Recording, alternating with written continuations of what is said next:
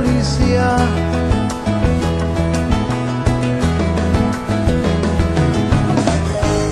Cuando los ángeles lloran, lluvia cae sobre la aldea, lluvia sobre el campanario, alguien murió. Un ángel cayó, un ángel murió, un ángel se fue. No volverá.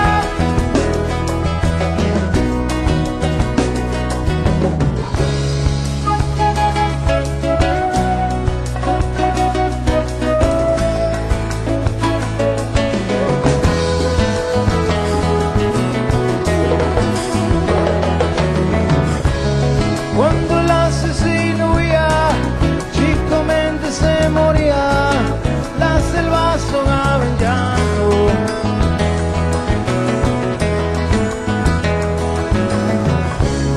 Él dejó dos lindos críos, una esposa valerosa y una selva en agonía. Bueno, viene a lo que les estaba contando anteriormente.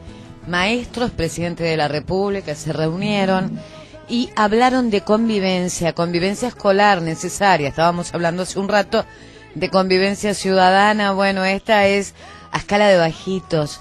Lo tengo del otro lado, al consejero de primaria, Pablo Cagiani. También están los padres y los abuelos de los bajitos involucrados en todo esto. Pablo, ¿cómo estás? Buenas tardes. Buenas tardes, ¿cómo están? ¿Cómo está la audiencia?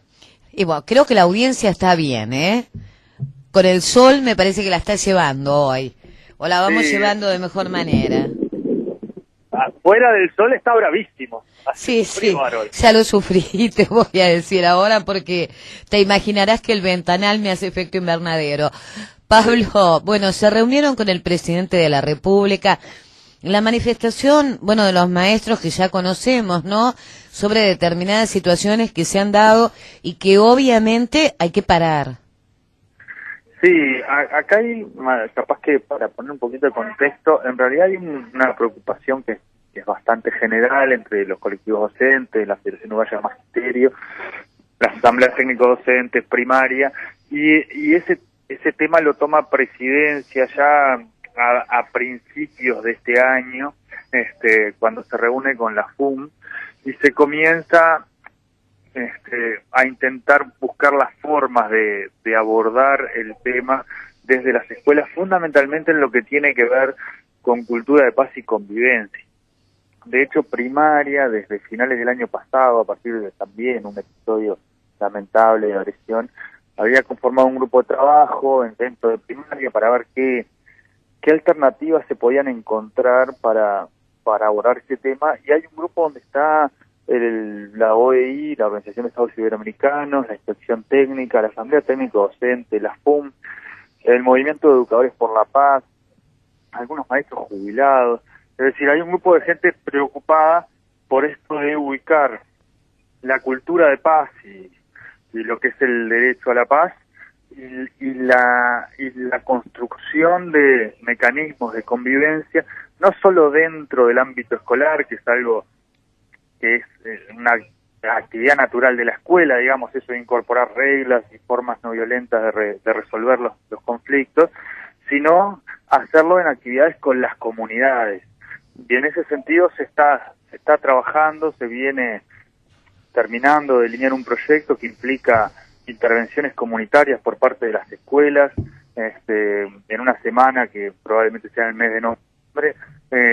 Se viene trabajando también junto a la OEI en un seminario que se va a realizar a principios de diciembre, que trabaja justamente con este tema de estos episodios de violencia como manifestaciones de situaciones de extrema vulnerabilidad, tanto de los gurises como de las familias de los gurises.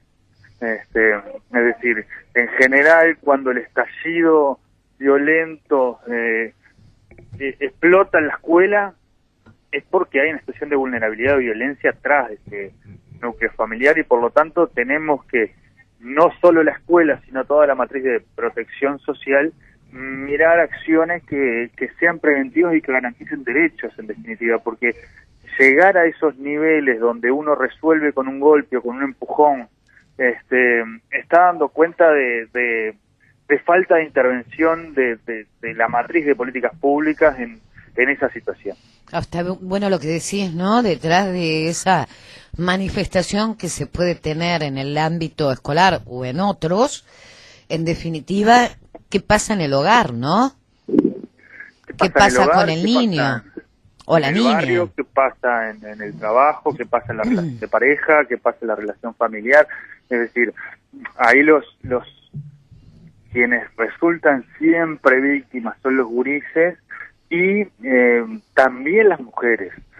Entonces, en ese sentido, no se trata de abordar esto como una cuestión de un problema de seguridad, sino de abordar esto como un problema que tenemos todavía ciudadanos que están extremadamente vulnerados en sus derechos, que tienen a veces pocos instrumentos para intervenir en una situación de conflicto y que terminan optando por una manifestación, un estallido que no da cuenta de todo ese proceso tan complejo que hay detrás y que muchas veces recae en figuras que además son mujeres, que además son la presencia pública en el territorio, que además tienen una función de enseñanza, que además tienen una función de cuidado de los gurises. Es decir, hay allí una serie de elementos como para mirar con más atención que el golpe, que es condenable, pero que no puede ser la única intervención del Estado en ese sentido. Pablo, ¿qué dijo el presidente a propósito, aparte de tomar recaudos y medidas para empezar a trabajar en el tema? La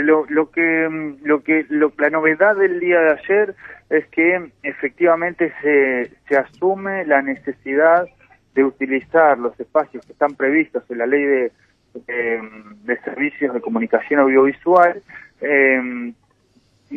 generando campañas de bien público que tengan que ver con destacar el lugar de los docentes, particularmente las maestras, y la escuela pública en términos de construcción de ciudadanía y construcción de una convivencia reglada por la cultura de paz y por la no violencia.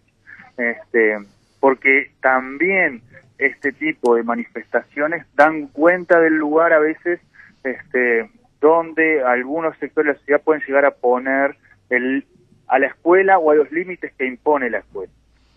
Entonces, utilizar los medios masivos de comunicación en el sentido de destacar la figura de los docentes y destacar el trabajo de la escuela pública con más de 350.000 gurises a lo largo y a lo ancho del país. Bueno, habrá que trabajar mucho, viste cómo se van agregando cosas, ¿no?, a lo que es la responsabilidad de la escuela. A ver, de la escuela pública, de la enseñanza pública. Lo peor que podemos hacer cuando tenemos un problema es no abordarlo, y abordarlo implica contemplar todas las dimensiones que tiene este problema.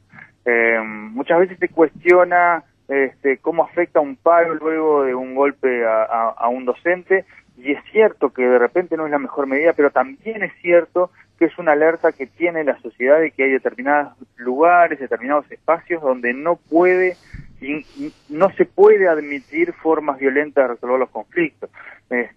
Digamos, la escuela tiene por esencia enseñar justamente a niñas y a niños formas de convivencia y formas de resolución de las diferencias que van por la cultura de paz y por la no violencia. Por lo tanto, es como clave lograr primero visualizar el problema, delimitarlo, dar cuenta de las diferentes dimensiones que no solo tienen que ver con el episodio, y generar acciones que intenten atacar lo que es el origen del problema, o lo que es las dimensiones más duras del problema. En ese caminito me parece que estamos, de revisar lo que se hace para evitar este tipo de episodios que nadie puede desear que acontezcan en nuestra sociedad. Por supuesto, caminito. Vaya, modestia la suya, Cajiani. Te agradezco muchísimo que hayas compartido, este pensamiento con nosotros, que nos ayuda a reflexionar y a saber que cada uno de nosotros está comprometido con este proceso. Es que es clave la intervención de la política pública, pero particularmente de la escuela. Es más, estamos en una semana donde es clave que la ciudadanía y los adultos reflexionemos acerca de los límites de las intervenciones por mano propia, la resolución de temas complejos con soluciones aparentemente mágicas que lo único que hacen es empeorar una situación de convivencia. Así que te agradezco, Cris, y fuerte abrazo. Bueno, yo venía hablando de eso, ¿no? Me parece el problema más grave, a mi entender, ¿no? Y esto es absolutamente personal, aquellos que infunden el miedo para que la gente después se confunda. También hay que trabajar en eso, ¿no? Sensatez. En todo momento y en todo lugar. Estamos de acuerdo. Un abrazo enorme. Un abrazo. Gracias siempre. Nos reencontramos pronto.